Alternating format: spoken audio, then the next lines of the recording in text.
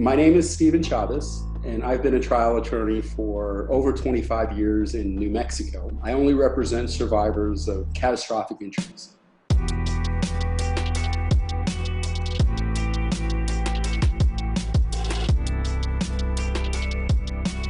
Well, I got this case in 2019, just after the incident, within a week or so after the incident. RM is a delightful 12-year-old little boy. The only difference from him and other children is that he's tragically afflicted with a very rare and very debilitating progressive muscular dystrophy. He's also afflicted with a primary immune deficiency syndrome, which basically means he has a very low immune system. He wants to be a chef someday. So when his mother goes grocery shopping, he goes with her because it helps him get out of the house, of course. When RM's mother parked the handicap accessible van in the handicap parking zone at the grocery store, the asphalt connects to the walkway in the handicap parking zone, and there was a huge transition in leveling, essentially ADA-Noncompliant by a lot. When the front wheels hit that transition, his wheelchair suddenly stopped, got caught in the transition. The momentum of that sudden stop, he flung forward with his wheelchair, crashing into the hot, dirty asphalt.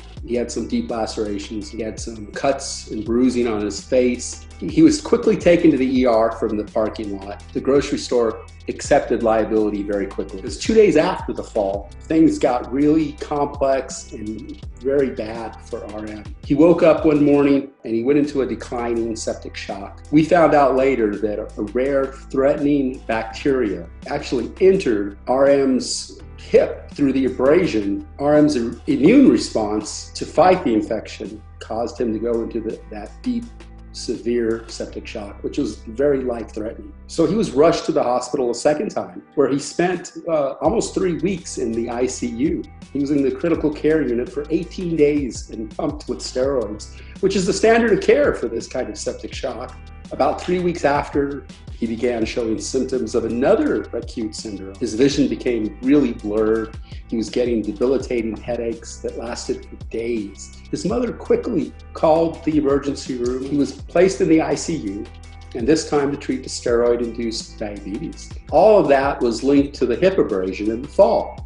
So there was a mountain of medical records in this case. They wanted to attempt a pre-litigation mediation, so I agreed. But I knew that connecting the dots of the multiple causations for each of these successive injuries was going to be a very difficult task to explain to a mediator. The way I felt was, if I couldn't persuade a mediator, I'd never be able to convince a jury.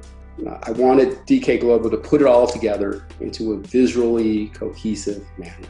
I learned very quickly that everybody was very enthusiastic to take on this unique and very challenging project. After some collaborative discussions over Zoom, the team led by Cameron Thies came up with a brilliant idea. Basically, the interconnected, multiple cascading medical events and injuries with dominoes falling one by one. Not only was it a brilliant idea, but it was the perfect solution to presenting these sequential interconnecting injuries to this case. Because a surveillance video showed the fall, but from behind, and DK Global was able to turn it around with an animation and recreate it exactly the way it occurred from a forward position, essentially exemplifying the pain that started this whole thing with RM. This case did settle.